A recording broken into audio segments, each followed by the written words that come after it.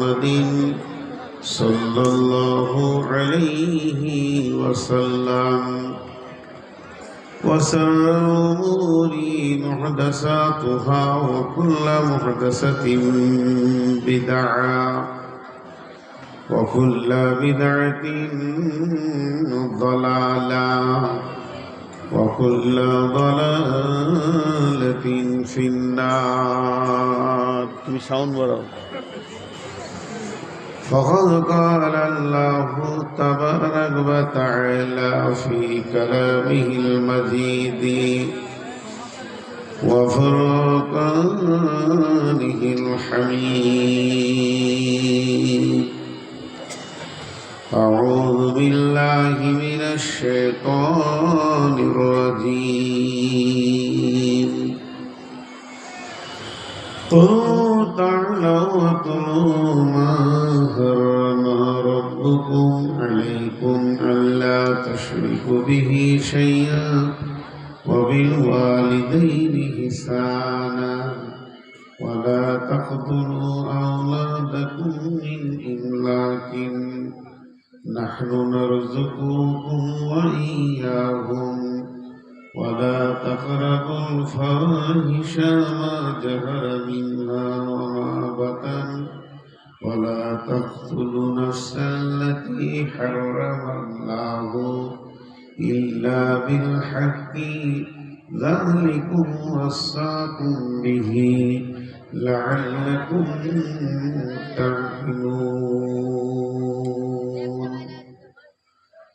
ولا تقربوا مال اليتيم إلا بالتي هي أحسن حتى يبلغ أشده وأوفوا الكيل والميزان لا نكلف نفسا إلا وسعها وإذا قلتم فاعدلوا ولو كان ذا قربى وبعهد الله أوفوا ذلكم وصاكم به لعلكم تذكرون.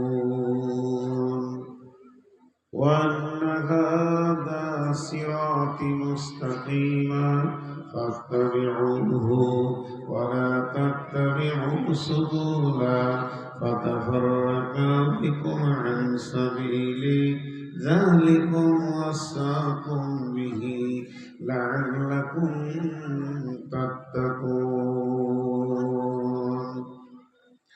وعن ميمون الأورد قال يعز رسول الله صلى الله عليه وسلم اغتنم خمسا قبل خمس شبابك قبل حرامك صحتك قبل سقومك غناك قبل فقرك فراغك قبل سبلك حياتك قبل موتك.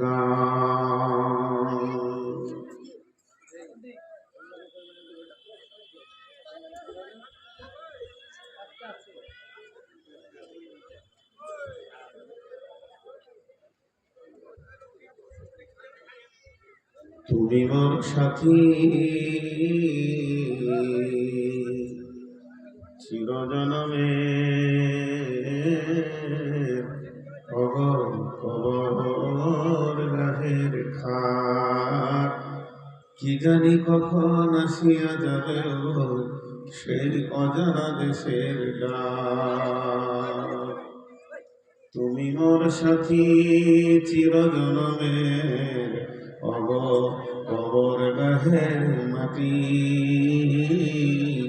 দুনিয়ার সব মায়ার পেছনে তোমারে জেনেছি খাঁটি কবর গাহের মাটি।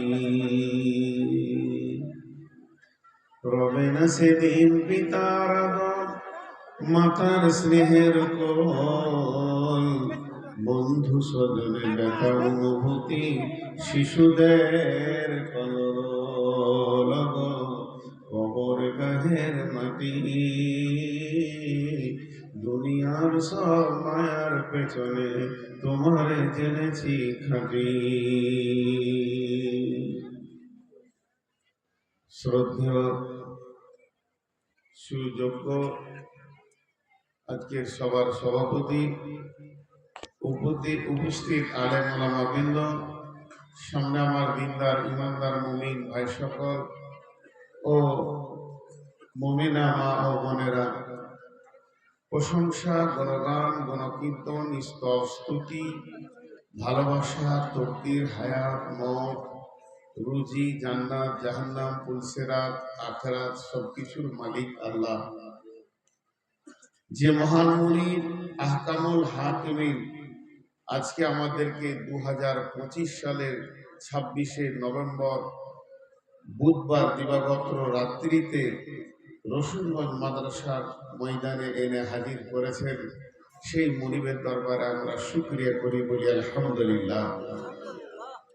দরুদ ও সালাম বর্ষিত হোক আখিরি নবী মুহাম্মদুর রাসূলুল্লাহ সাল্লাল্লাহু আলাইহি সাল্লামের উপর। আল্লাহুম্মা আমিন, আল্লাহুম্মা সাল্লি আলাইহি, আল্লাহুম্মা বারিক আলাইহি। আমি আপনাদের সামনে যে হাদিসটা পড়েছি আজকে ওইটা মূল অংশ, আমি ওটাকে সামনে রেখে দুটি একটি আয়াত পড়েছি। আয়াতটা আজকে বিষয়বস্তু নয়, হাদিসটাকে সামনে রেখে কিছু কথা বলবো বলে নিয়ত করেছি। যদি আমার মাবুদ, আমার রব, আমার আল্লাহ, যার হাতে আমার জান, সেই মুনিব যদি আমাকে তৌফিক দেন তো আমার তৌফিকে ইল্লা বিল্লাহি আলাইহি তাওয়াক্কালতু ওয়া ইলাইহি উনীব। মোহতারাম ভাই ও আজিজ ও বুজুর্গ দোস্ত, আপনাদের কাছ থেকে আমি 2 মিনিট চেয়ে নিচ্ছি, একটা ছোট কাজ করে নিই। তোদের পায়ে ধরছি, বস। তোদের যে চামড়া কত মোটা আছে, তোদের বাপ দাদা কে আছে, এই বস, দাঁড়ান, আমি একাই যথেষ্ট। এ ভাই যারা দাঁড়িয়ে আছেন হাতগুলো ধরে বলছি বসে। গাফেলকে ভালো কথা শোনানো যায় না, আল্লাহ রাস্তা দিচ্ছি বসেন, সবাইকে বলছি আল্লাহর জন্য বসতে। এই তোরা বসবি নাহলে কাটবি গান থেকে, ফের ওইদিকে গেছে।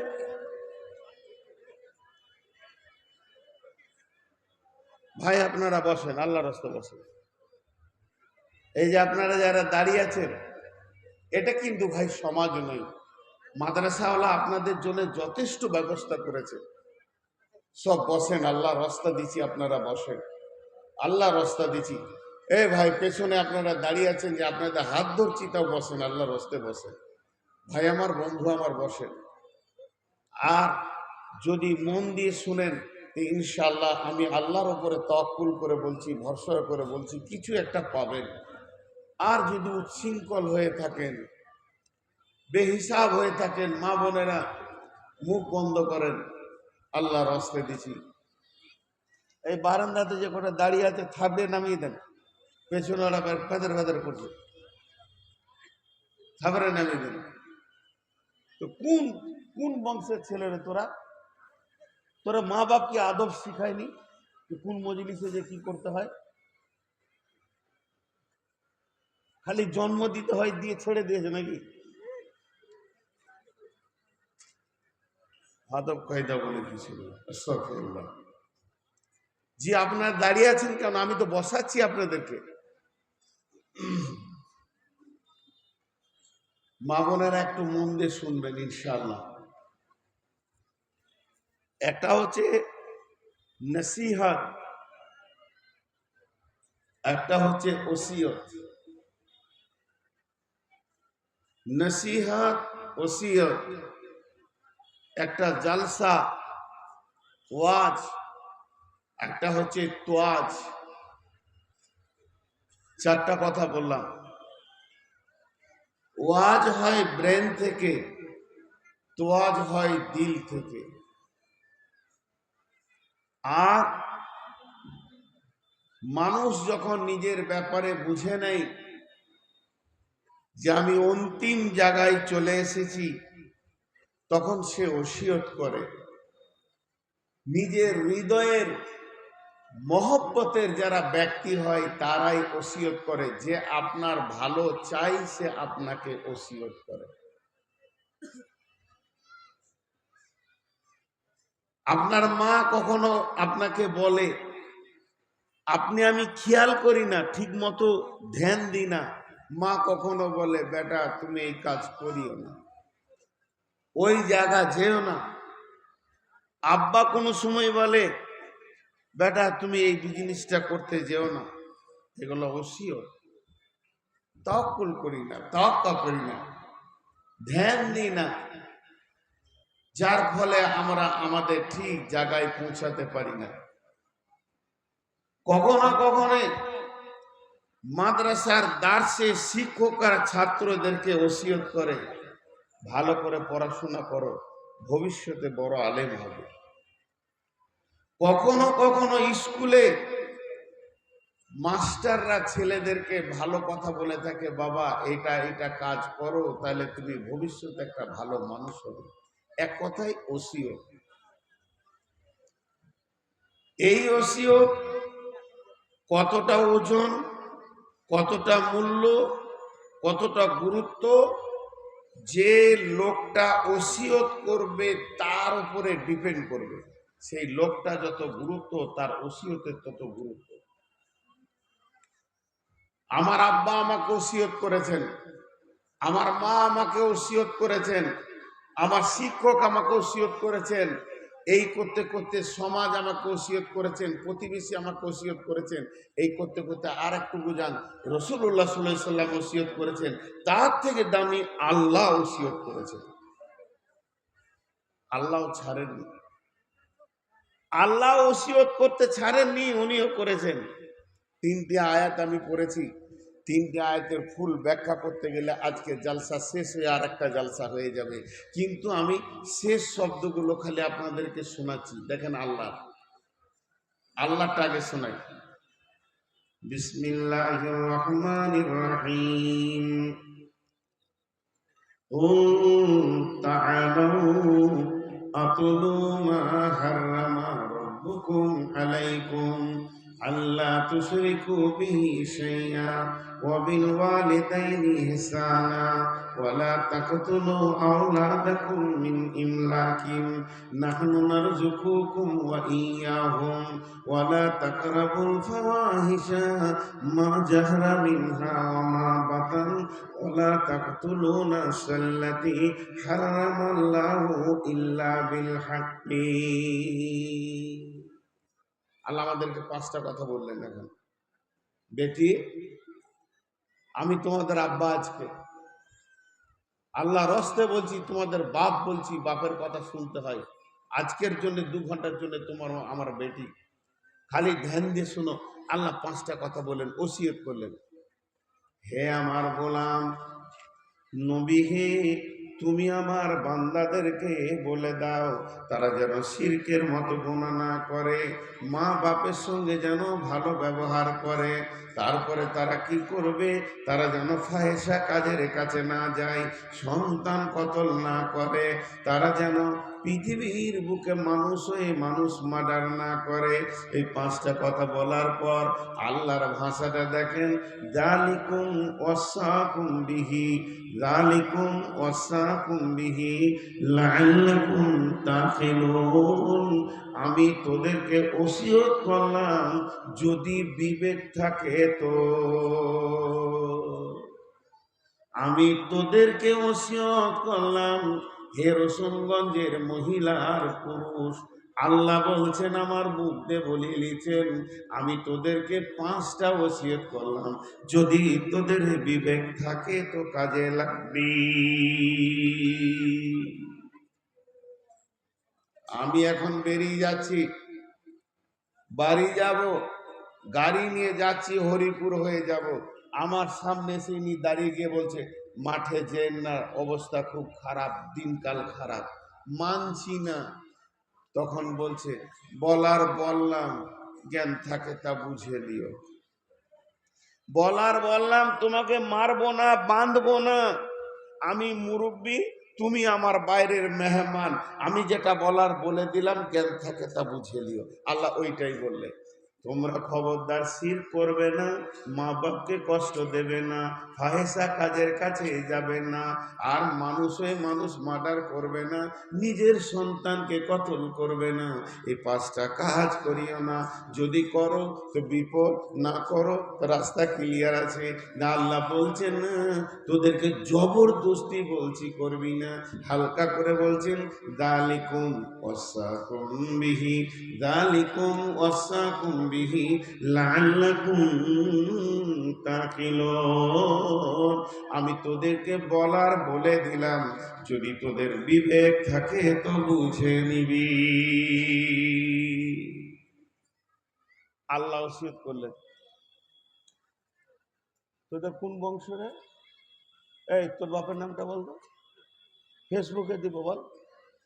শোনে লজ্জা শরম বলে কিছু না, কমন সেন্স হয়ে গেল, সমাজ বুঝে না। বুঝে নিবি যদি তোর বিবেক থাকে। একটা গেল, আমি ছোট ছোট করছি, এগুলো ফুল ব্যাখ্যা করতে গেলে এই 5টাতে 5 ঘন্টা ব্যাখ্যা চলে যাবে। দ্বিতীয় আয়াতে কি বলছে দেখেন, ওয়ালা তাকরাবু মালাল ইয়াতীমি ইল্লা বিল্লাতি হিয়া আহসান হাত্তা ইয়াবলুগা আশুদ্দাহু ওয়াফুল কাইলা ওয়াল মিজানা লা নুকাল্লিফু নাফসান ইল্লা উসাহা ওয়া ইযা কুলতুম ফা'দিলু ওয়ালাউ কানা দা কুরবা ওয়া বিআহদিল্লাহি আফু যালিকুম ওয়াসাকুম বিহি ওয়া ইউসিয়ত যালিকুম ওয়াসাকুম বিহি লাআল্লাকুম তাযাক্কারুন। প্রথম আয়াত আল্লাহ বললে তোর বিবেক থাকে তা বুঝবি। এই আয়াত আবার আল্লাহ কি বলছে, এতিমের মালের কাছে যেও না, কাউকে দাঁড়িতে কম দিও না, বেশি নিও না, কোরআনকে অসম্মান করিও না, বিচারে বসে মিথ্যা কথা বলবে না, আর যা তুমি ওয়াদা করবে তা পূরণ করবে, আল্লাহর হুদুদকে পূরণ করবে। যদি তোমাদের, এটা আমি তোমাদেরকে ওসিয়ত করলাম, যালিকুম ওয়াসাকুম বিহি, এটা তোদেরকে আমি ওসিয়ত করলাম, আমি স্বয়ং আল্লাহ ওসিয়ত করছি, এটা তোদেরকে আমি জ্ঞান দিছি, তোদেরকে আমি বুদ্ধি দিছি, হুঁশিয়ারি দিছি। যালিকুম ওয়াসাকুম বিহি লাআল্লাকুম তাযাক্কারুন। যদি তোমরা মানো, যদি তোমরা স্মরণ করো তো তোমাদের কাজে লাগবে। প্রথমটা বললে বিবেক থাকলে কাজে লাগবে, দ্বিতীয়টা বললে আমার কথাটা মনে রাখিস তো কাজে লাগবে। দেখেন আল্লাহ ওসিয়ত করলেন, আমি উদাহরণ দিলাম একটা, ওই রকমই। এবার তৃতীয় ওসিয়তটা শুনেন, আমি রসুলেরটা ফুল ব্যাখ্যা করব, এই জন্য এগুলো ছোট ছোট করে ছেড়ে দিয়েছি। আল্লাহ বলছেন ওয়া আন্না হাযা সিরাতি মুস্তাকিমা, ওয়া আন্না হাযা সিরাতি মুস্তাকিমা ফাত্তাবিউহু ওয়া লা তাত্তাবিউ সুবুলা ফাতাফাররাকা বিকুম আন সাবিলি। আবার একই কথা, যালিকুম ওয়াসাকুম বিহি লাআল্লাকুম তাত্তাকুন। ওরে মহিলার দল, ওরে পুরুষের দল, ওরে আমার বান্দা, ওরে আমার বান্দি, ওরে মুমিন, ওরে মুমিনা, তোরা শোন, আমার দেওয়া সোজা রাস্তাতে হাঁট, ডানে বামে তোকে হাতছানি দিয়ে কতজন ডাকবে, ওই রাস্তায় চলে যাস না। যদিও রাস্তায় চলে যাস, আমার কাছ থেকে বহু দূর সরে চলে যাবি। এটা আমার ওসিয়ত, যালিকুম ওয়াসাকুম বিহি লাআল্লাকুম তাত্তাকুন। আমি আল্লাহ তোদেরকে ওসিয়ত করলাম, যদি তোদের জানে ভয় থাকে তো কাজে লাগবে। প্রথমটা বলল বিবেক থাকে তো কাজে লাগবে, দ্বিতীয়টা বলল মনে রাখলে কাজে লাগবে, তোর স্মরণ থাকলে কাজে লাগবে, আর তৃতীয়টা বলল যদি তোর ভয় থাকে তাহলে কাজে লাগবে।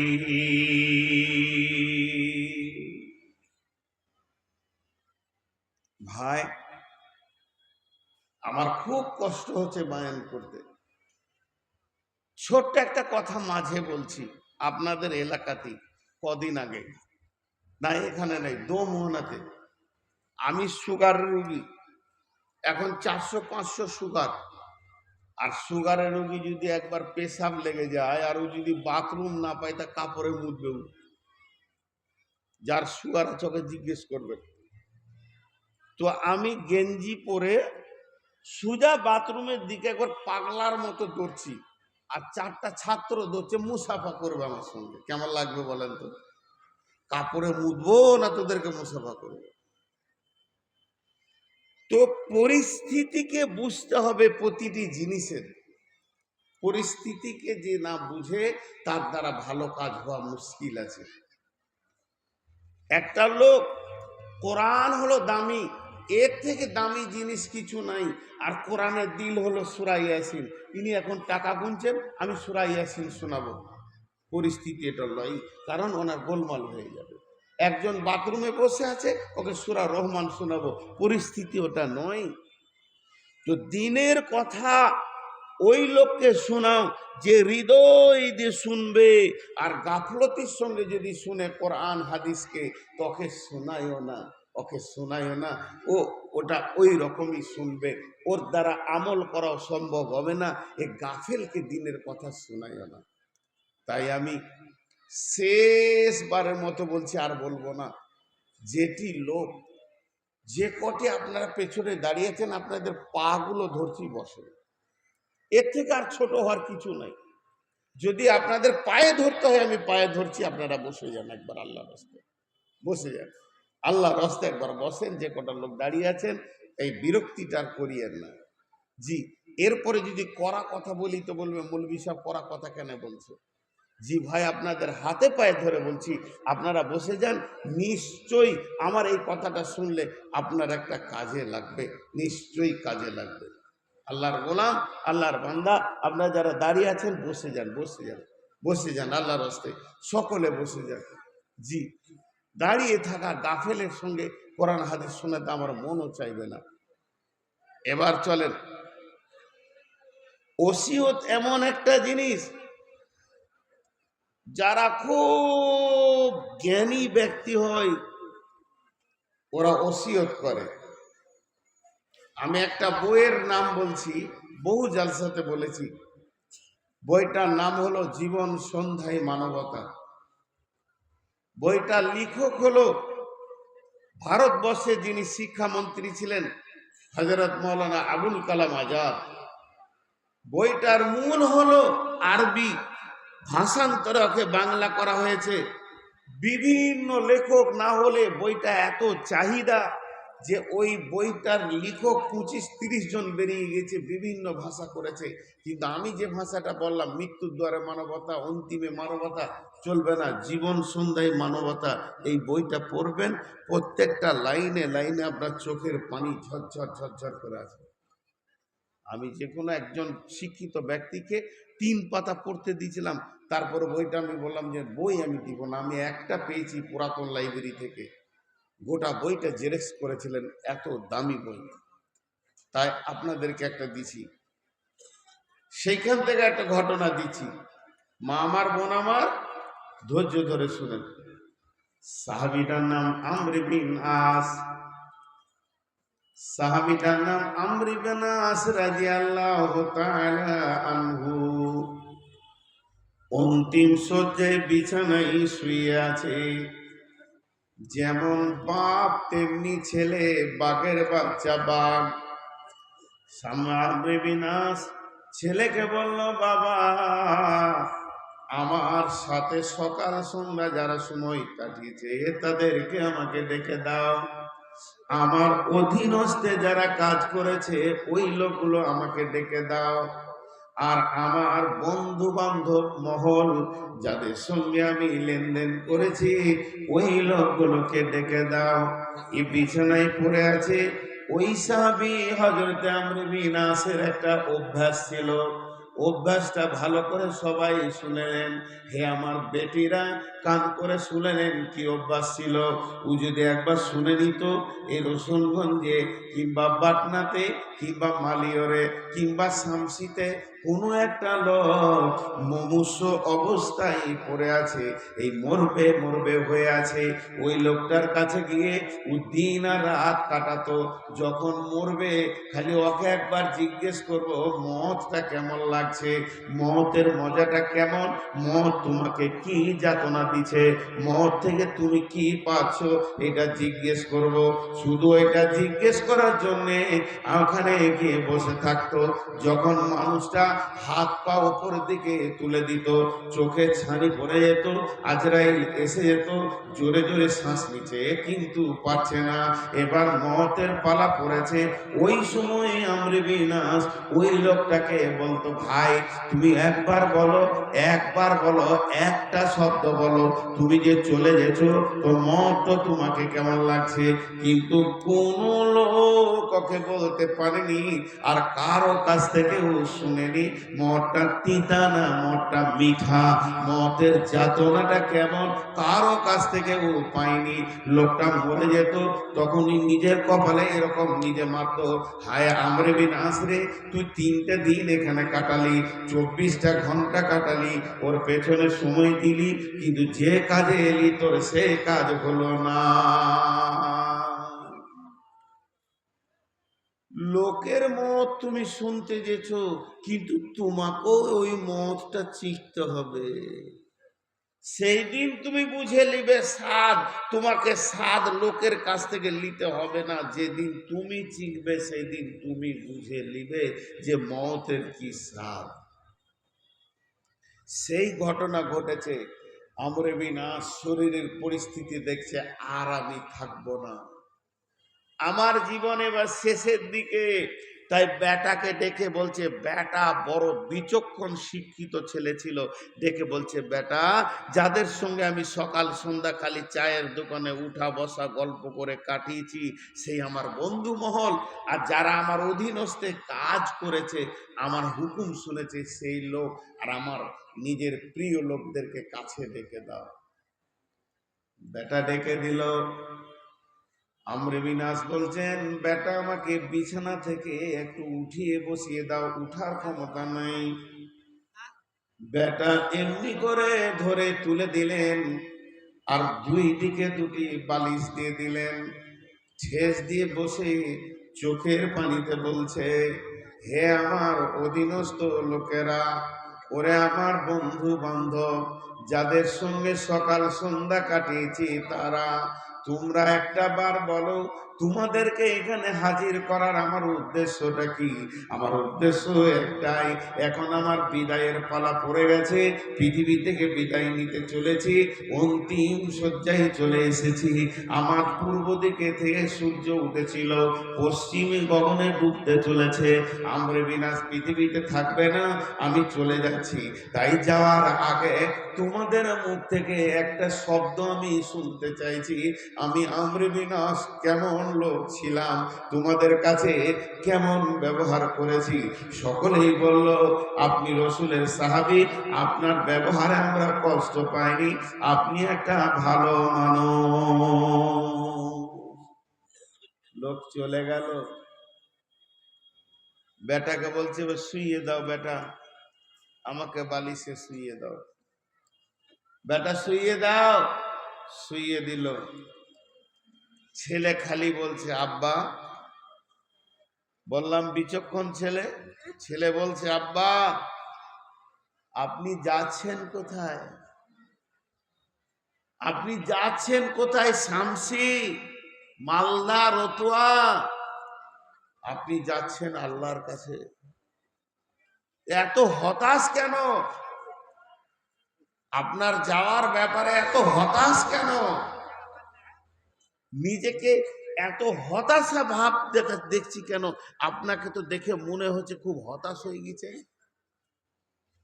আমরে বিনাশ মুখে হাতটা দিয়ে ডুকরে কাঁদতে শুরু করে দিলেন, আর বললেন, বেটা আমি রসুলের সাহাবী, কথাটা ঠিক, তুমি যে বলছো আমার নামের পাশে আছে রাদিয়াল্লাহু আনহু, এটাও ঠিক বেটা, তুমি যা বলছো সব ঠিক, কিন্তু জেনে না তুমি তো তোমার বাপকে চিনো না। তুমি এটাই জানো এটা আমার মায়ের স্বামী মানে আমার বাপ, এর ওরসে আমি জন্ম নিয়েছি মানে আমার বাপ। তোমার বাপ কেমন, তোমার বাপের ইতিহাস তুমি জানো না।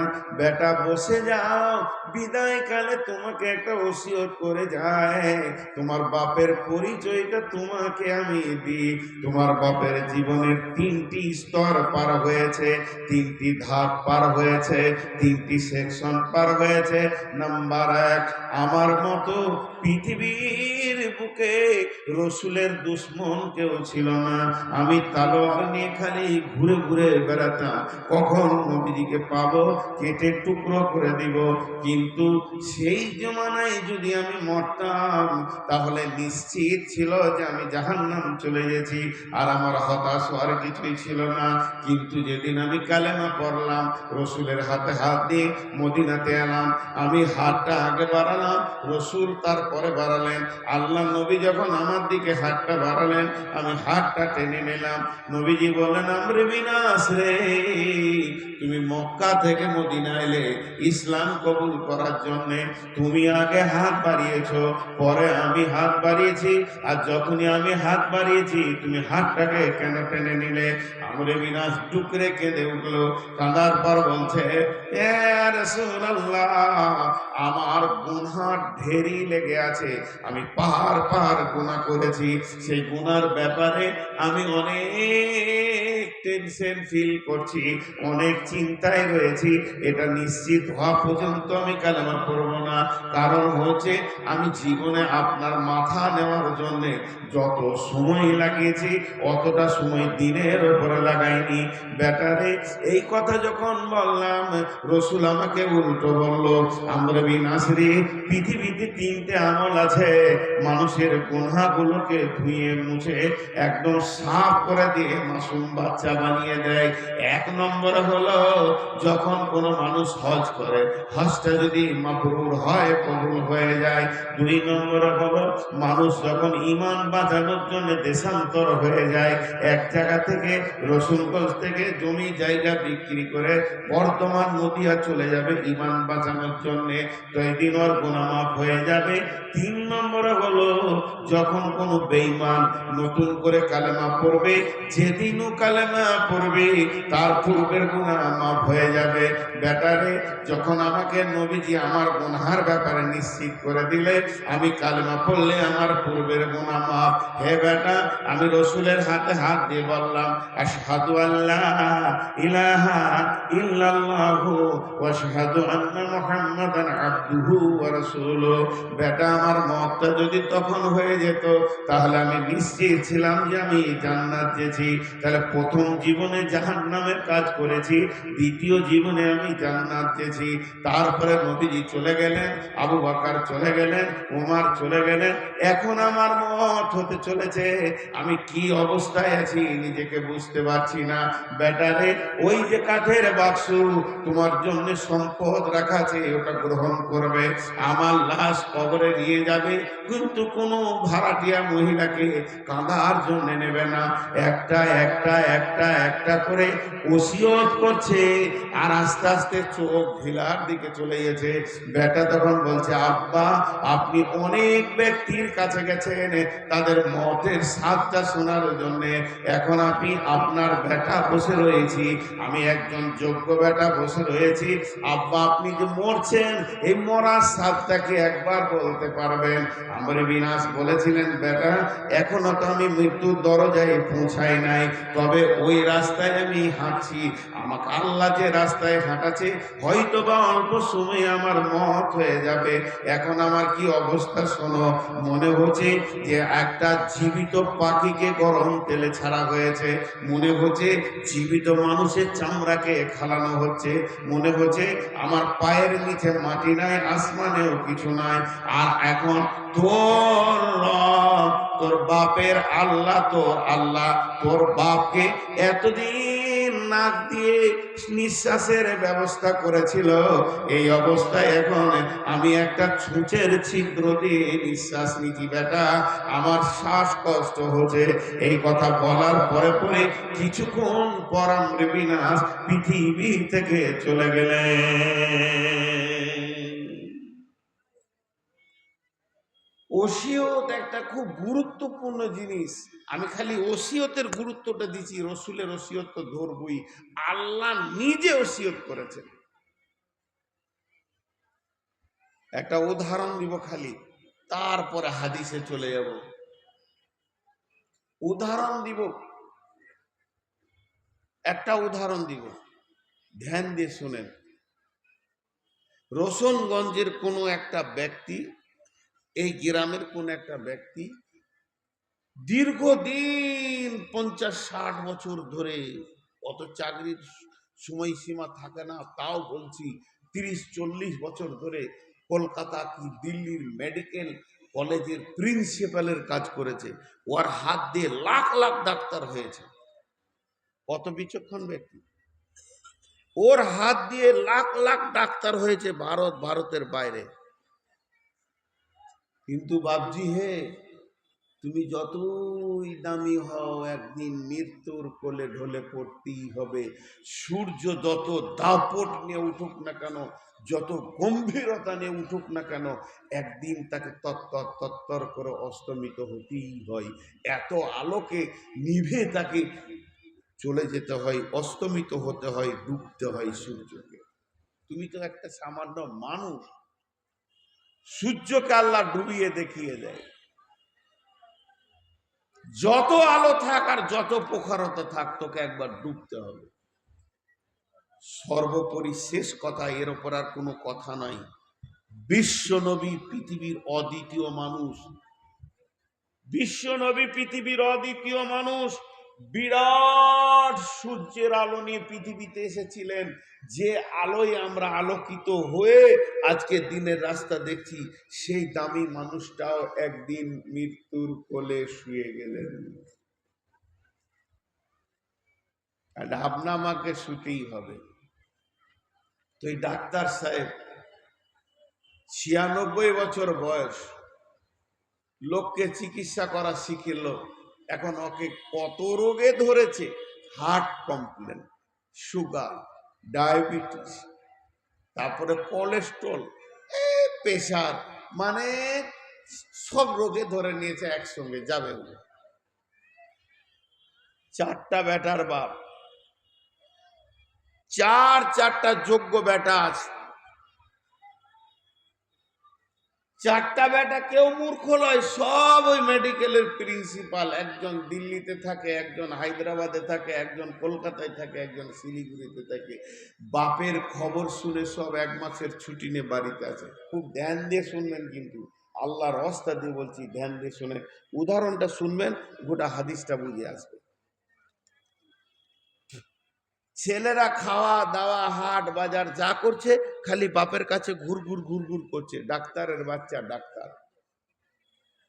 বন্ধু, এবার ক্যান্সারের যাতনা উঠেছে, ছেলেদের সহ্য হবে? চিৎকার করছে। ক্যান্সারের যাদের হয়েছে তারা জানে কি যাতনা। বড় ছেলে আর সহ্য করতে পারছে না, জানছে বাপের আর ওষুধ নাই। বাপের ওষুধের নাম হলো মদ। এই দৃশ্যটা দেখে আর সহ্য করতে পারলো না। দে তোরের গাড়ির চাবিটা। বাইকটা নিয়েও এখন চড়লো শামসি কিংবা কাছে কোনো মোড়ে একটা ওষুধ আনবে, বাপকে খাওয়াবে, যদি ব্যথাটা একটু কমে, যাতনাটা। ভাইয়েরা আমার, যেই ঘরের দরজা থেকে বেরিয়ে গেল, ওই সময় ওই প্রিন্সিপাল তাকিয়ে দেখছে ফেল ফেল করে। উনি একজন জ্ঞানী মানুষ, সচেতন মানুষ, বিবেকের ঘাটতি করে নাই, পাগল হয়ে যায় নাই। ওর আগুনে কলমে খাতাতে লাখ ডাক্তার হয়েছে। সেই ব্যক্তিটা ভাবছে এইভাবেই পৃথিবীতে সবাই গেছে, আমার এবার পালা পড়েছে। তাহলে বড় ছেলে তো চলে গেল। আর বিশেষ করে প্রত্যেকটা ফ্যামিলিতে বড় ছেলের যেমন দাম থাকে, তেমনি বড় বৌমায়েরও দাম থাকে। শাশুড়ির পরে পরে বড় বৌমা গোটা ঘরকে কন্ট্রোল করে। ছেলে যেমন শিক্ষিত, বৌমাও শিক্ষিতা। শ্বশুর খালি ডেকেছে খাদিজাকে, যেই বলেছে খাদিজা, খাদিজার হাতে যে কাজটা ছিল ছুঁড়ে ফেলে দিয়েছে। দৌড়ে এসে শ্বশুরের ওপরে উবুর হয়ে দুই দিকে হাতটা দিয়ে কানটা মুখের কাছে লাগিয়ে বলছে, আব্বা কি বলছেন আপনি বলেন। আমাকে ডাকলেন, ফিস ফিস করে বলছে, মা খাদিজা, আব্দুল সালাম তো চলে গেল বাইক নিয়ে, আমার বিদায় সে দেখতে পেছে না। তবে তোমাকে বলছি, আর তোমার শাশুড়িকে, তোমার মাকে ভালোভাবে দেখবে। তোমার মায়ের হাত ধরে আজকে দাম্পত্য জীবনে আমরা দুজনে প্রেম যমুনায় 72 বছর কাটালাম, কিন্তু আল্লাহর ফায়সালা ওকে রেখে দিয়ে আমাকে চলে যেতে হচ্ছে। তোমার মাকে কষ্ট দিও না। ছোট বোনটার একটা ভালো ঘরে বিয়ে দিয়ে দো। খায়রুল ছোট ভাই পড়াশোনা করছে, ভালো করে পড়াবে। আর শুনে নাও, আমার ব্যাংকে যে টাকা আছে 5 কোটি টাকা, 4 কোটি টাকা তোমরা ভাগ করে নিও। 1 কোটি টাকা মাদ্রাসা মসজিদে দিয়ে দেবে। মাঠে জমি যা আছে তোমরা ভাগ করে নেবে, কিন্তু জামে মসজিদে 2 বিঘে দিয়ে দিও, 1 বিঘে মাদ্রাসায় দিয়ে দিও। এটার নাম হলো ওসিয়ত। এই ওসিয়তটা করলো, আর সঙ্গে সঙ্গে সে মারা গেল, দুনিয়া থেকে চলে গেল।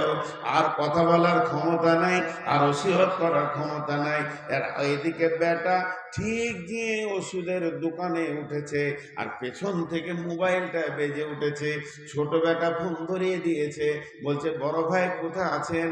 বলে আমি এইমাত্র ফার্মেসিতে পৌঁছালাম। সঙ্গে সঙ্গে ছোট বলছে, ভাইয়া ওষুধ নিতে হবে না, ওষুধের আর প্রয়োজন নাই। যে দেশে রোগ নাই আব্বা সেই দেশে চলে গেছে, আব্বাকে আর ওষুধের দরকার নাই।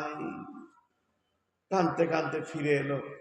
নিজেকে মনে মনে বলছে খালি নিজেকে, হায় রে হতভাগা, বাপের বিদায়টা দেখতে পেলি না রে হতভাগা। বাপ যে বিদায় হলো সেটা নিজের চোখে দেখতে পেলি না। যেই ঘরের দরজায় ঢুকছে অমনি একজন বলছে, তোমার আব্বা তোমার বিবিকে অর্থাৎ খাদিজাকে কি বলেছে, কি বলেছে ওইটা খাদিজা জানে, আর কেউ জানে না। তখন বিবিকে হয়েছে, তখন সঙ্গে সঙ্গে বিবিকে কাছে ডাকলে, বিবি এদিকে আমার আব্বা কি বলেছে বলো। আমি হতভাগা থাকতে পেলাম না, আমার বাপ কি বলেছে আমাকে একবার শুনিয়ে দাও। এবার একটা একটা করে শোনালো। মাকে কষ্ট দেওয়া যাবে না, ছোট বোনের ভালো করে বিয়ে দিতে হবে, ছোট ভাই পড়বে, এই টাকা দান করবে, এই জমি দান করবে, এইটা করবে। ছেলে পুঙ্খানো ভাবে সেগুলো মেনে নিল। অমনি আপনারা আর একটা কথা, আমি যে হাদিসটা পড়েছি, ছেলেটা যেভাবে মেনে নিল বাপের ওসিয়তটা, ওই রকম মাইমুনিল আউরিদি বলে একটা সাহাবী আছে। এই সাহাবীটা বলছেন, ইয়াসু রাসূলুল্লাহ সাল্লাল্লাহু আলাইহি ওয়াসাল্লাম, হে বিশ্ববাসীরে, হে জগৎবাসীরে, ওরে মুসলমানের দল, ওরে মুমিন মুমিনের দল, ওরে রাসূলের উম্মত, ভালো করে শুনে না। আমাদের নবী 5টা জিনিস বলে গেছে। আমাদের নবী বলে গেছে, হে পৃথিবীর মানুষ, আমি বলে যাচ্ছি, রসুলগঞ্জের আজকে সভাতে যতজন বসে আছো শুনে নাও, বিশ্ব নবী বলেছেন 5টা জিনিসকে নিয়ামত মনে করো। এটা আমি তোমাদেরকে ওয়াজ করছি, এটা তোমাদেরকে নসিহত করে যাচ্ছি। আর ওই জিনিসটা যদি একবার হাত ছাড়া হয়ে যায়, একবার যদি তোমার কাছ থেকে চলে যায়, তারপরে যদি তুমি মাথা ঠুকে ঠুকে কিয়ামত পর্যন্ত কাঁদো, আর চোখের পানিতে যদি মসজিদকে নদী বইয়ে দাও, আর মাথা ঠুকে ঠুকে যদি মসজিদকে খাল করে দাও, আর এই করতে করতে যদি কিয়ামত হয়ে যায়, দ্বিতীয় চান্স আর পাবে না, পাবে না, পাবে না। আল্লাহ নবী বলছেন, হে আমার উম্মত, পাঁচটা এমন জিনিস আছে রে, তুমি জীবনে একবার পাবে, দুইবার পাবে না।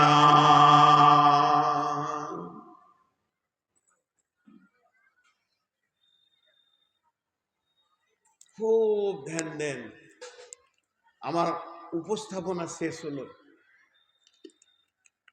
বিশেষ করে মা বোনদেরকে বেশি দৃষ্টি আকর্ষণ করছি, আপনারা একটু মনোযোগ দিয়ে শোনেন বিশ্বনবী কি বলছেন।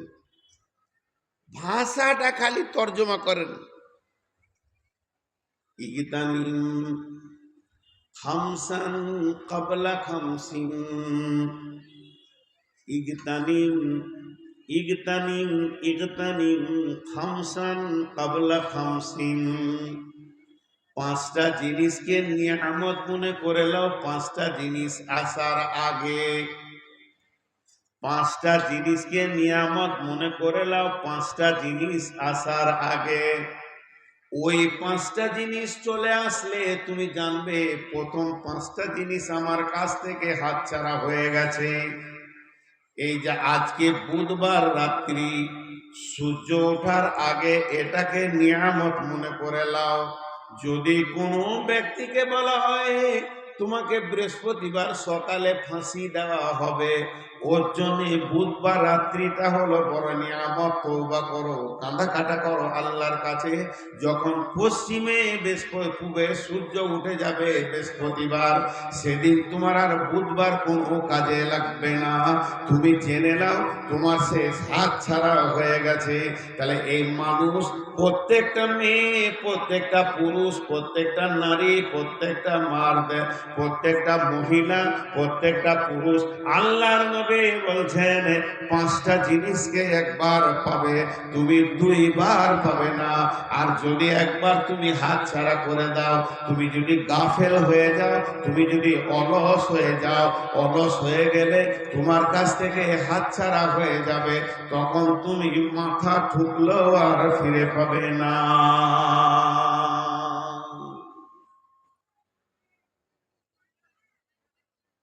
অলসতা একটা রোগের নাম। ক্যান্সার এখন তো ওষুধ হয়ে গেছে। ক্যান্সারের যেমন ওষুধ নেই, অলসতার ওষুধ নেই। অলস ব্যক্তি অনেক কিছু হারিয়ে দেয়। এই জন্য সবসময় সজাগ। আপনারা ক্রিকেট খেলা দেখেছেন, এক দল ফিল্ডে থাকে আর এক দল ব্যাট করে। যারা ফিল্ডে থাকে তাদের প্রথম টার্গেট থাকে যে ক্যাচ আউট করব, বলটা উঠলেই বাজ পাখির মতো তারা দৌড়ে, যে এইটাকে ও বলে না যে একবার গালটা চুলকেলি, এখানটা চুলকেলি, চুলকাবে না, ওটাকে ধরবে তারপরে চুলকাবে। মানে এত অ্যালার্ট থাকে যে বল আমি হাতছাড়া করব না। সেই রকম মুমিন, তুমি তোমার জীবনের পাঁচটা জিনিসকে তীক্ষ্ণ দৃষ্টিতে দেখে রাখো, তোমার কাছে একবার আসবে। নাম্বার এক, পাঁচটার মধ্যে এক নম্বরটা ধরলাম। বিশ্বনবী বলছেন সাবা বাকা কাবলা হারামিকা। বেটি রে, নবীজি বলেছেন সাবা বাকা কাবলা হারামিকা। জওয়ানি একটা নিয়ামত, যৌবনের মতো নিয়ামত নাই কোথাও। এই জওয়ানি একবার পাবে, দুইবার তুমি পাবে না। যখন তোমার জওয়ানিটা কেড়ে নিয়ে তোমার গর্দন ধরে বার্ধক্যে ভরে দেয়া হবে, তুমি মাথা ঠুকে মরে গেলে আর যৌবন ফিরে পাবে না।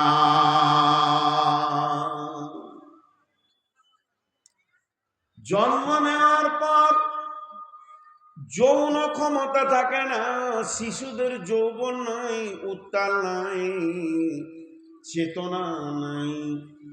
শিশুদের যৌবন নাই, উত্তাল নাই, চেতনা নাই। তাতে পুরুষ হোক চাই মহিলা হোক, যখন তার ঠিক বয়স হয়ে আসবে তখনই তার যৌন উত্তাল আসবে। এই বন্ধ করবি, তুই বন্ধ করবি, তুই বন্ধ করবি, এই তুই বন্ধ করবি, তুই বন্ধ কর। চারবার তুই আমাকে ডিস্টার্ব করেছিস।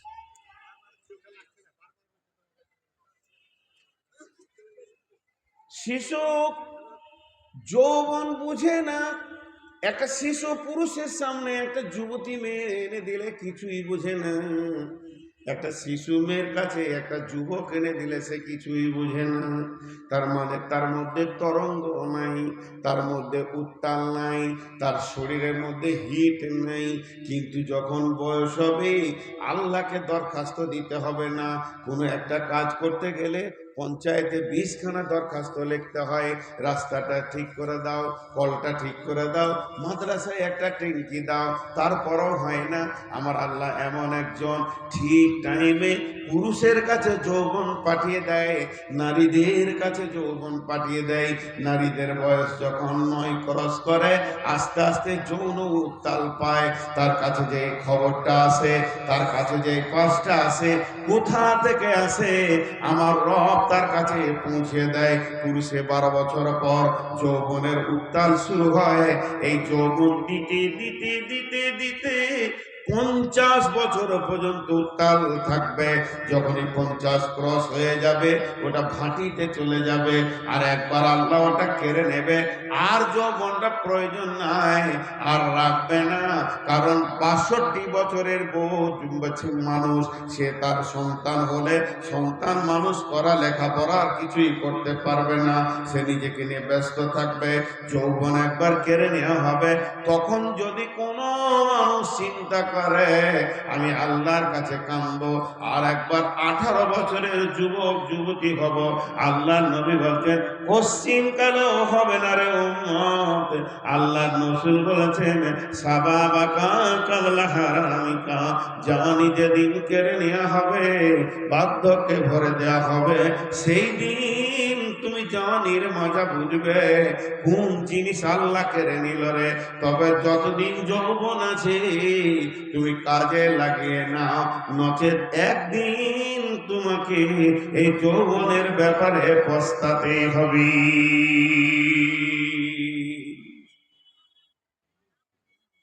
এখানে মা বোনেরা, আপনাদেরকে ব্রেক করলাম, ব্রেক। আপনারা 10 মিনিট ধৈর্য ধরেন।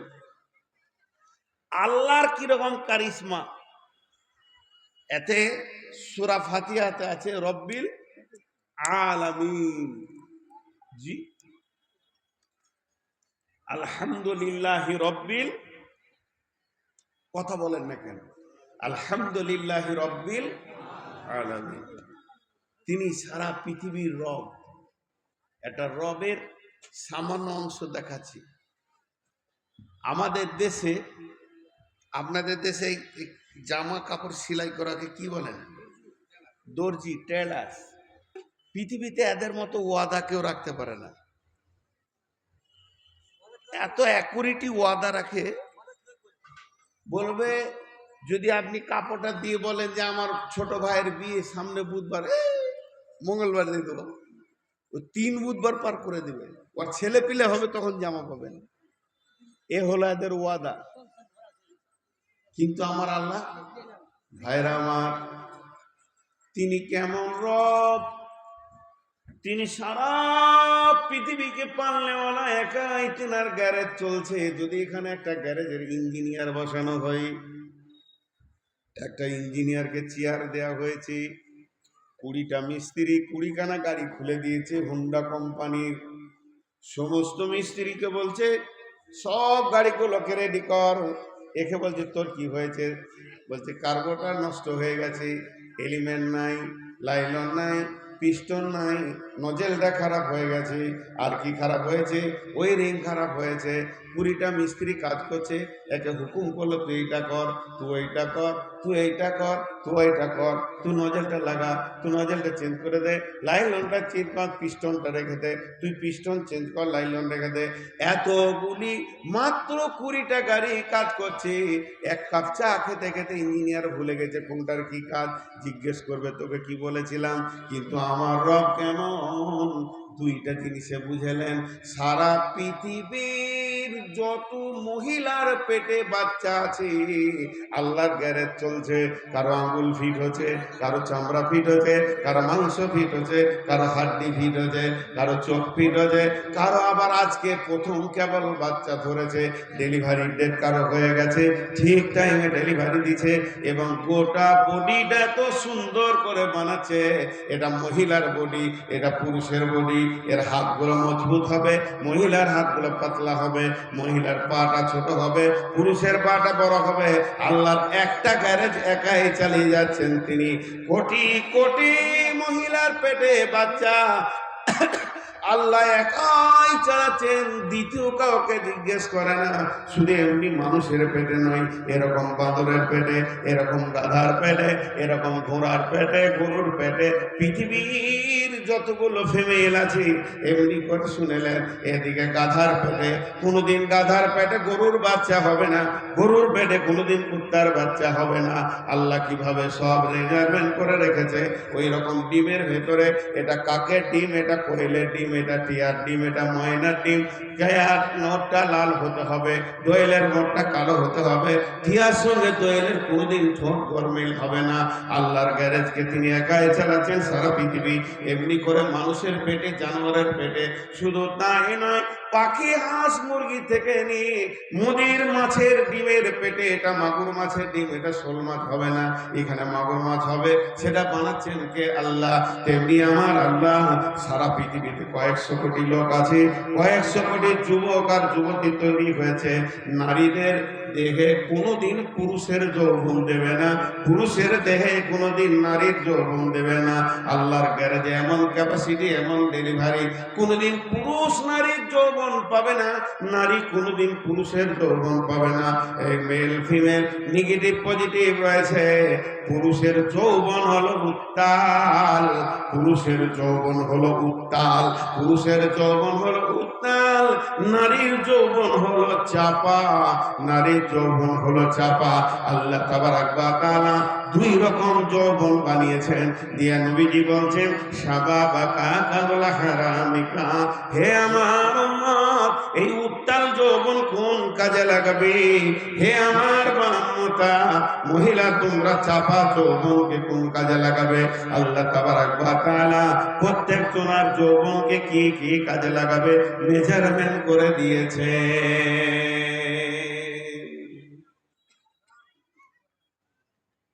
খুব ইশারায় দুটো কথা বলবো, ডিপে যাব না। যারা শিক্ষিতা মা বোন তারাও বুঝবে, পুরুষেরাও বুঝবে। পেট্রোল, এর কাছে আগুন আনলে ধরতে বলতে হয় না। পেট্রোল জানে ওটা আমার খাবার। আর কয়লার কাছে যদি আগুন আনা হয় তো পাখা করতে হয়, ধর ধর ধর ধর ধর, এটা তোর খাবার। কিন্তু পেট্রোলে যত তাড়াতাড়ি আগুন ধরে তত তাড়াতাড়ি আগুন ছাড়ে। আর কয়লাতে যদি একবার আগুন ধরে দীর্ঘ সময় আগুন তাপ থাকে। তো মহিলাদের যৌবন হলো কয়লার মতো চাপা, পুরুষের যৌবন হলো পেট্রোলের মতো উগ্র। পুরুষকে তৈরি হতে বলতে হয় না, এই সৈন্য প্রয়োজন যখন এর হয় দৃশ্য চোখে আসলেই তৈরি হয়ে যায়। এটা পুরুষের যৌবন। এবার এই যৌবনটা কি জন্য আল্লাহ দিয়েছেন? যৌন চরিতার্থ করতে। স্ত্রীর সঙ্গে মেয়েদেরকে দিয়েছে যৌন চরিতার্থে মেতে থাকতে, স্বামীর সঙ্গে না অন্য কাজ আছে? আল্লাহ বলছেন, বিসমিল্লাহির রহমানির রহিম, ফাইদা কুদিয়াতিস সালাতু ফান্তাসিরু ফিল আরদি ওয়াবতাগু মিন ফাদলিল্লাহি ওয়াযকুরুল্লাহা কাসীরান লাআল্লাকুম তুফলিহুন। মা বোনেরা, মা আমার বোন আমার, 10টা মিনিট আমাকে ছেড়ে দেন। আগে উত্তাল যৌবনটা কোন কাজে লাগাবে আমি কোরআন থেকে এদেরকে বলে দিই। যুবকের দল কান করে শুনেন, বিশ্ব নবী বলছেন, হে আল্লাহ বলছেন, হে যুবকের দল, তোমাদের পৃথিবীতে দুইখানা ডিউটি দিয়েছি, পড়া ডিউটি। এটা যৌবনকাল ছাড়া এই ডিউটি করা কারো সম্ভব হবে না। আর এই যৌবনকালে যদি এই ডিউটি না করো, বার্ধক্যে তোমার দ্বারা করা সম্ভব হবে না। বিসমিল্লাহির রহমানির রহিম। التائبون العابدون الحامدون السائحون الراكعون الساجدون الآمرون بالمعروف السائحون الآمرون بالمعروف والناهون عن المنكر والحافظون لحدود الله وبشر المؤمنين। হে যুবকের দল, শুধু এখানে পুরুষদের কথা বলা হয়েছে, একটা মহিলা কেন্দ্রিক আয়াতে শব্দগুলো আসেনি। আল্লাহ তাবারাক ওয়া তাআলা বলছেন, যুবকের দল, তোমাকে মোষ দিয়েছি কেন? পুরুষের অলংকার কি? নারীদের অলংকার হলো কানে, নারীদের অলংকার হলো নাকে, গলার হার, আর পুরুষের অলংকার হলো মোচ আর দাড়ি। পুরুষের মোচ দাড়ি থাকলে পুরুষকে পুরুষ মনে হবে, মা বাঘের জাত মনে হবে। আর মোচ দাড়ি যদি বেল করে কেটে দেয়, ওকে হিজড়ে গ্রুপেও নেবে না, পুরুষেও নেবে না। আল্লাহ তাবারাক ওয়া তাআলা পুরুষকে পুরুষ বানালেন আর ডিউটি দিলেন, তোমরা তওবা করনে ওয়ালা হয়ে যাও, আমার ইবাদত করনে ওয়ালা হয়ে যাও, আর গুনাহ থেকে ফিরে আসনে ওয়ালা হয়ে যাও। তোমরা আমার গোলাম অনুগত্য স্বীকার করো। আত-তাইবুন আল আবিদুন আল হামিদুন, আমার প্রশংসা করো। সাইহন, ফিরে আসো। আল আমিরুনা বিল মারুফি, তুমি নিজে আগে বলিষ্ঠ হও, তওবা করো, আমার প্রশংসা করো, আমার গোলামি করো, এবং তোমরা গুনাহ থেকে ফিরে এসো। ফিরে এসে তুমি একটা বলিষ্ঠ জিনিস তৈরি হও। তারপরে তোমার কাঁধে আমি জোয়াল দিছি, তোমার ওপরে আমি লোড দিছি। হে পুরুষের দল, এটা মেয়েদের ডিউটি নয়। আল আমিরুনা বিল মারুফি ওয়ান নাহুনা আনিল মুনকারি, সত্য কাজের সৎ কাজের আদেশ করো, অসৎ কাজের নিষেধ করো। বুকে পাটানে বেরিয়ে যাও। ওয়াল হাফিজুনা লিহুদুদিল্লাহি, তোমাদেরকে আমার দ্বীনের সৈন্য বানানো হয়েছে। কোরআনের বেইজ্জতি হবে, তোমরা মেনে নিতে পারবে না। তোমাদের রক্ত আমি কিনে নিয়েছি। ইন্নাল্লাহা আশতারা মিনাল মুমিনিনা আনফুসাহুম ওয়া আমওয়ালাহুম বিআন্না লাহুমুল জান্নাহ। হে যুবকেরা, নাও তুমি তলোয়ার নাও, বের হয়ে যাও, জিহাদের ময়দানে তুমি আগমন করে নাও। কারণ তোমাকে কোরআনের হেফাজত করতে হবে, মসজিদের হেফাজত করতে হবে, জাতির হেফাজত তোমার গায়ে আছে। কারণ জিহাদ চারজনের জন্য মাপ আছে, তারা করলে করতে পারে, তাদের জন্য ফরজ নয়। শিশুর জন্য জিহাদ মাপ আছে, মহিলাদের জন্য জিহাদ মাপ আছে, এরা জিহাদে যেতে পারে, কিন্তু মাপ আছে, ফরজ নয়। বৃদ্ধ যারা হয়ে গেছে, উঠতে পারে না, লাঠি ধরে হাঁটে, তাদের জন্য জিহাদ মাপ আছে। আর যারা বিছানায় রোগা হয়ে গেছে, তাদের মাপ আছে। হে যুবক, তোমার যৌবন কালটা হয়ে কাজে লাগাও। যৌবন দিয়েছি কেন? উগ্র মূর্তি তোমাকে হতে হবে, ঠান্ডা মূর্তি হলে জিহাদের মতো কাজ করতে পারবে না।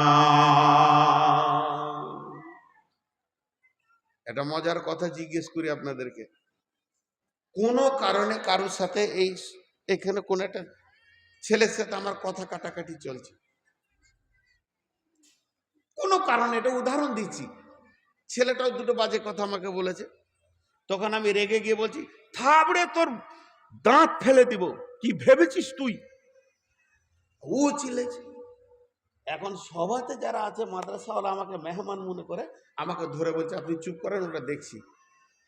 কিছু লোক এসে বলবে, মৌলবি মানুষ তাও রাখছে গো, মৌলবি দিকে রাখতে হয়, বলবে কি বলবে না? আরে হ্যাঁ না, বলে না? মসজিদে যদি চিল্লাচিল্লি হয়, তো ইমাম সাহেবকে ধরে নিয়ে বলবে, আরে মৌলবি মানুষ আপনি রাখছেন কেন গো? মৌলবি বলেছে জালসাতে যে আমার বড় বেটা অ্যাক্সিডেন্ট করে হাসপাতালে আছে, তো দোয়া করেন। তো সবার কাছে দোয়া চেয়েছে। এক বুড়ি বলছে মৌলবিদেরও ছেলে হয়।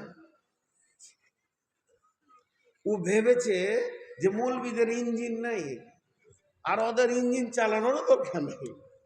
ছেলে হয় কি মৌলবিদের? এত বড় পাঞ্জাবিটা খুলে কখনো? স্বয়ং রসুলের সন্তান ছিল, আর মৌলবিদের ছেলে হয়, গায়েব হয়ে গেল।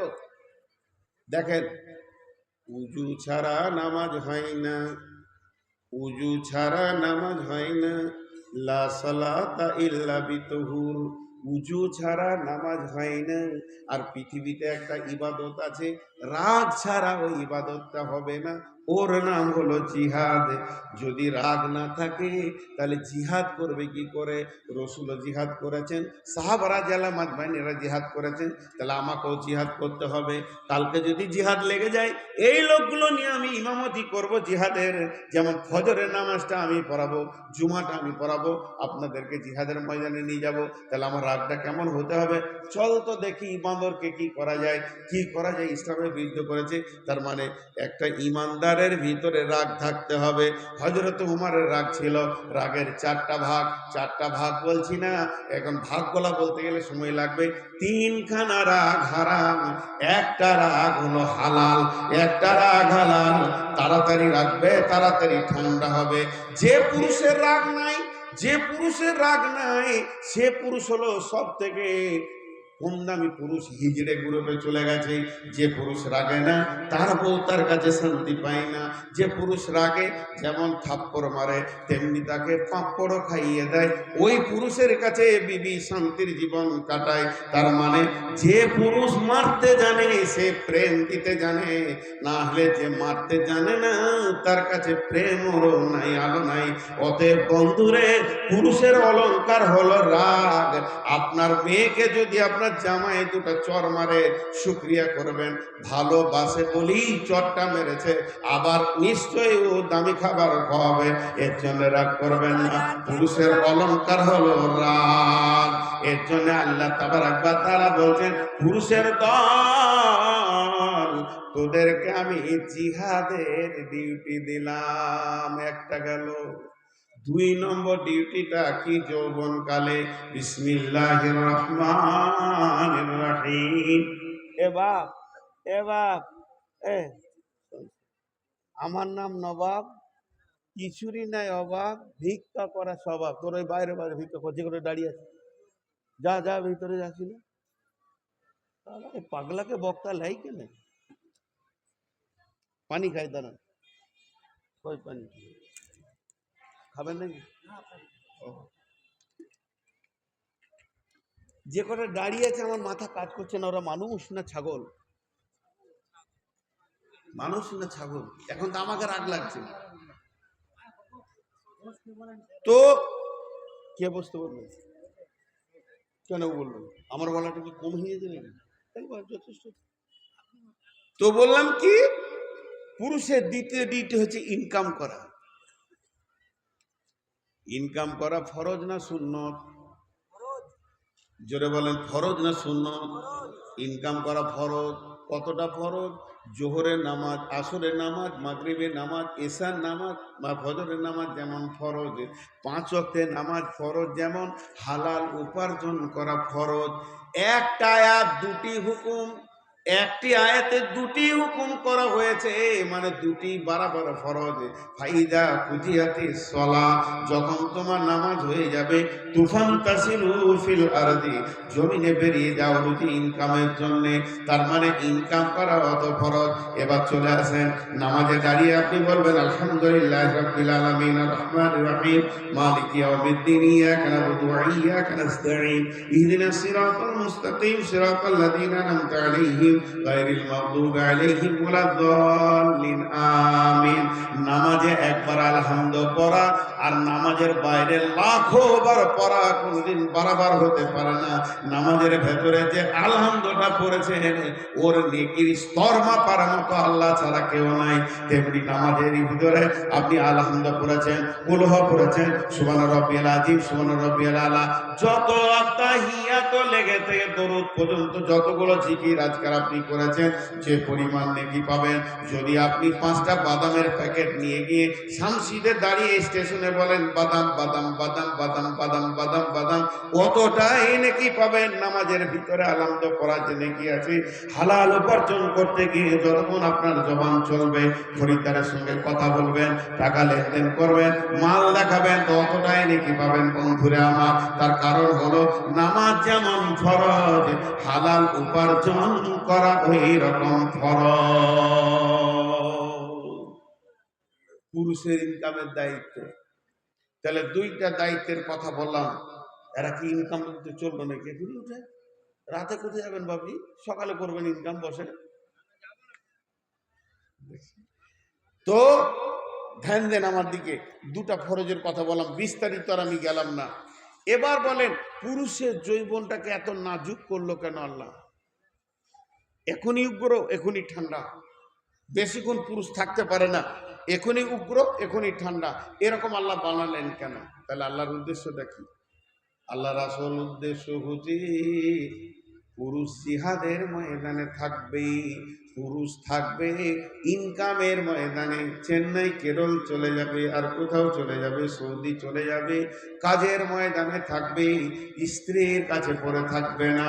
মেয়েদের যেমন চাপা যৌবন, ওই যৌবনটা যদি পুরুষকে আল্লাহ একবার দিয়ে দিতেন, আল্লাহ যদি দিতেন কোনো পুরুষকে, ও একবার বিছানায় শুলে বেলা 12টার আগে বিছানা থেকে উঠতো না। দোকান খুলবে কখন, ডেলি প্যাসেঞ্জারি করবে কখন, মার্কেটে যাবে কখন, জমি চাষ করবে কখন, ওর দ্বারা জিহাদ হবে না, লম্বা হয়ে পড়ে থাকবে।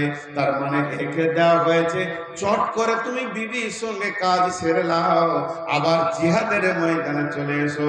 যদি বিবির সঙ্গে কাজ সারতে গিয়ে 3 ঘন্টা তোমার লেগে যায়, তুমি সৈন্যের দল, তোমার দ্বারা জিহাদ হবে না।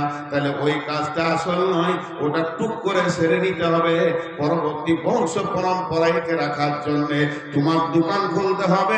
কখন তুমি চুটকি মেরে বিবির সঙ্গে কাজ সেরে নেবে, পৃথিবীর কেউ দেখতে পাবে না, আবার তুমি দোকানে এসে দাঁড়িয়ে যাবে। যেহেতু যে কাজের জন্য তোমাকে পাঠানো হয়েছে, তোমাকে বিবি নিয়ে কোলে করে সারা থাকার জন্য পাঠানো হয়নি, তোমাকে পাঠানো হয়েছে দিন প্রতিষ্ঠিত করার জন্য, তোমাকে পাঠানো হয়েছে হালাল উপার্জন করে সংসার চালানোর জন্য। হে যুবকের দল, এই দুটি তোমার টার্গেটে থাকবে। মাঝে বিবিকে তুমি খুশি করবে, সে তোমাকে খুশি করবে, এ কাজ মধ্যখানে হয়ে যাবে। এই জন্য পুরুষের যৌবনকে উগ্র বানালো, তখনই গরম তখনই ঠান্ডা, ঠান্ডা মানে সারাদিন সে ঠান্ডা। এবার চাপা যৌবন মেয়েদেরকে বলছি, বেটি আমার, প্রথমেই বলেছি বেটি, বেটি বাপের ওসিয়তটা কেমন করে শুনেন। মেয়েদেরকে কেন চাপা যৌবন দেওয়া হলো? কারণ এদেরকে যৌন জগতে দীর্ঘ সময় স্বামীর অপেক্ষা করে করে করে করে করে করে জীবন কাটাতে হবে। কারণ স্বামী বাইরে থাকবে আর সে তার হিফাজত করবে। আল্লাহ তাবারাক ওয়া তাআলা মেয়েদেরকে বলেছেন, কুল্লিল মুমিনাতি ইয়াগযুদনা মিন আবসারিহিন্না ওয়া ইয়াহফাযনা ফুরুজাহুন্না ওয়া লা ইউদিনা যিনাতাহুন্না ইল্লা মা জাহরা মিনহা ওয়া লিয়াদরিকনা বিখুমুরিহিন্না আলা জুয়ুবিহিন্না। ওরে আমার বিটির দল, আল্লাহ তাবারাক ওয়া তাআলা বলছেন, তোদেরকে চাপা যৌবন দিয়েছি, তোদেরকে আমি উগ্র দিইনি যাতে তোরা মাতাল হয়ে থাকবি, তোরা পাগল হয়ে থাকবি। একটা কথাই প্রথম বলেছি, পুরুষকে যদি মেয়েদের যৌবন দিয়ে দেওয়া হতো, একটা পুরুষ বিছানা থেকে বের হতো না, কম্বলে পড়ে থাকতো, সারাদিন ঘরে পড়ে থাকতো।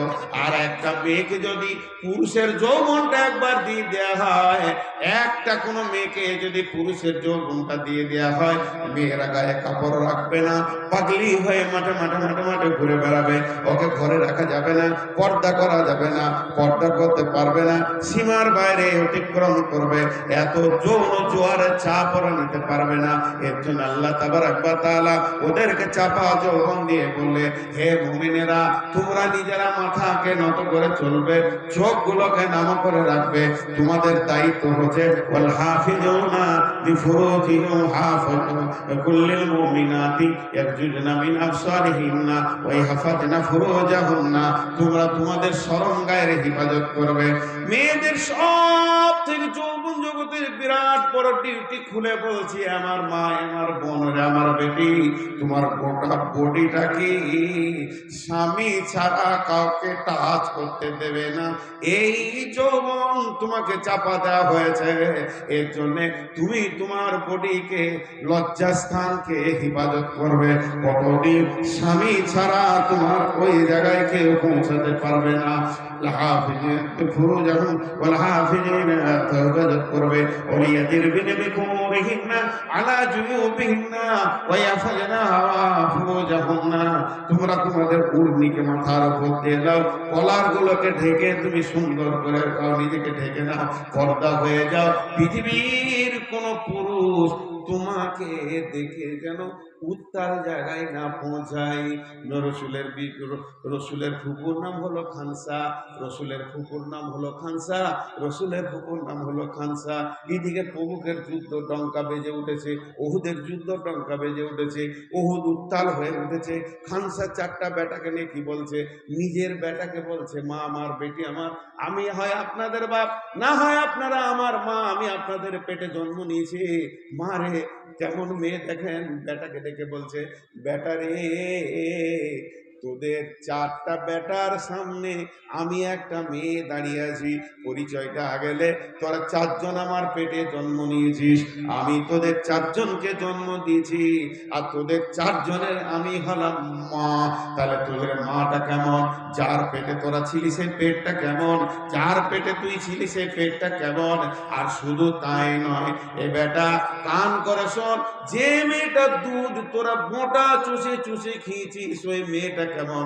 তোদেরকে বলে দিই, কান করে শুনেলে, আমি যতদিন তোর নানা মামার কাছে ছিলাম, কথাটা বোঝার জন্য কেটে কেটে বলছি, আমি যতদিন তোর নানা মামার কাছে ছিলাম ততদিন আমার জন্যে তোর নানা মামার সমাজে অপমান হয়নি। আর পরশন, যেদিন তোর আব্বা মহারানা দিয়ে আমাকে তোর নানা মামার কাছ থেকে নিয়ে চলে এসেছে তোর বাপের ঘরে, যেদিন তোর বাপ আমাকে কিনে নিয়ে চলে এসেছে, বডিটা তোর আব্বা হালাল করে নিয়েছি, এই বডির চামড়া দেখে পৃথিবীর কোন পুরুষ আনন্দিত হতে পায়নি। তার মানে আমাকে কেউ দেখেনি। এরকম একটা পর্দাশীলা মেয়ের পেটে জন্ম নিয়েছিস বাবা, এর দুধ খেয়েছিস, যা ওহুদের প্রান্তে যা, কোরআনকে বাঁচাতে হবে। তার মানে মা আমার, বোন আমার, মেয়েদের যৌবনের প্রথম ডিউটি হচ্ছে নিজের শরীরকে হেফাজত করা এবং পর্দাশীলা হয়ে যাওয়া এবং নিজেকে হেফাজত করা। স্বামী ছাড়া তোমাকে কেউ ব্যবহার করবে না।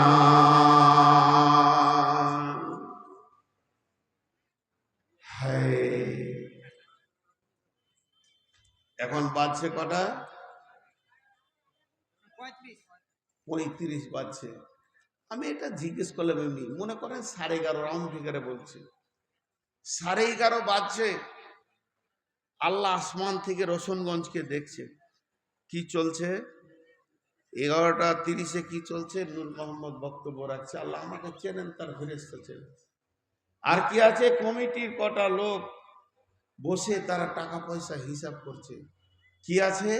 কয়েকজন আল্লাহর প্রেমিক, হৃদয়বান, আল্লাহর প্রেমিকা, হৃদয়বান নারী পুরুষ মাইন্ডটাকে মন দিয়ে শুনছে, আর বাকিগুলো কি করছে? মেলাতে ঘুরছে। রিপোর্ট চলছে আল্লাহর কাছে। এমন একটা সেকেন্ড নাই যে সেকেন্ডে কলম চলছে না। হে মা, হে বোন, আপনার আমার জীবনে যেন হারাম জায়গায় কলমটা না ঘষা যায়।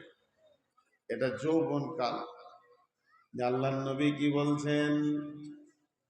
আল্লাহ নবী বলছেন, নারী পুরুষকে মিলিয়ে বলছেন হাদিসটা, বিসমিল্লাহির রহমানির রহিম, সাবাতুন ইদুল্লাহুমুল্লাহু ফি দিল্লিহি ইয়াউমুল লা দিল্লা ইল্লা দিল্লুহু, ইমামুন আদিলুন, শাবুন নাশা ফি ইবাদাতিল্লাহি। নারী যৌবনকালে তার দিকটা দেখবে, পুরুষ যৌবনকালে তার দিকটা দেখবে, মধ্যখানে মধুর মিলন হয়ে সন্তান জন্ম নেবে স্বামী স্ত্রী। বিশ্বনবী কত বড় ফায়দা দিয়েছেন! যুবক অবস্থায়